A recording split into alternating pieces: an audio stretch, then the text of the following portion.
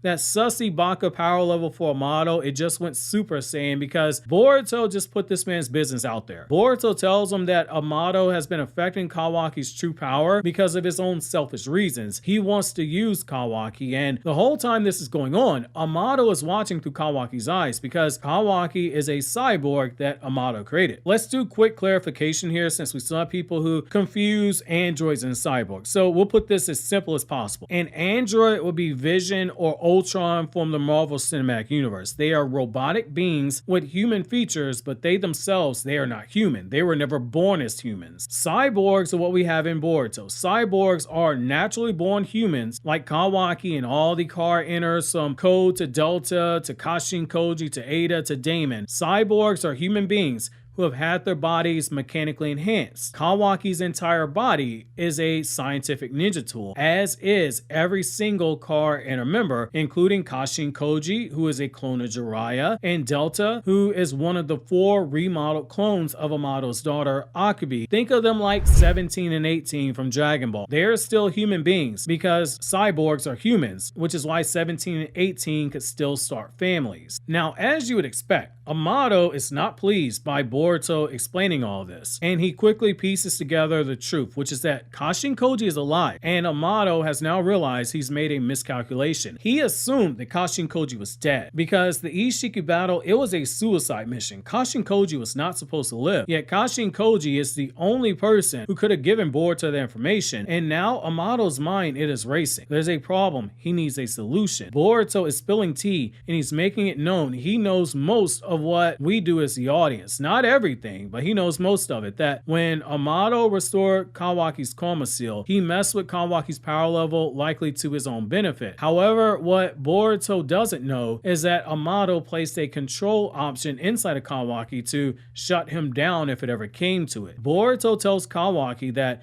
if he doubts him, then go ahead and confront Amado yourself. Kawaki then tells Boruto that nothing's changed when it comes to his plan. For the sake of Naruto, for the sake of the world, for the sake of himself, all of Otsutsuki, they need to be destroyed. And all abnormalities like the awakened shinjuu, they need to be destroyed as well. They're all connected, and he reminds Boruto. That means Boruto's life as well, because he also means himself. Everyone's got to die. For now, they've agreed to a truce, but it won't be long-lived. And once they defeat the common enemy, is back to green light season on Boruto, and by the time they reach that point, Kawaki vows he's gonna be strong enough to kill Boruto, conceding right now he's currently weaker than him, and Boruto merely smiles in response, basically saying he expected nothing less of Kawaki. And so we end off the chapter with the two brothers setting aside their differences to tackle the larger threat in Juro, and with the battle that large that is looming, it means that the stakes, they're being raised faster than you can click here on the left for this playlist containing all the Boruto 2 Blue Vortex chapter reviews, or clicking here on the right for my brand new anime explain video.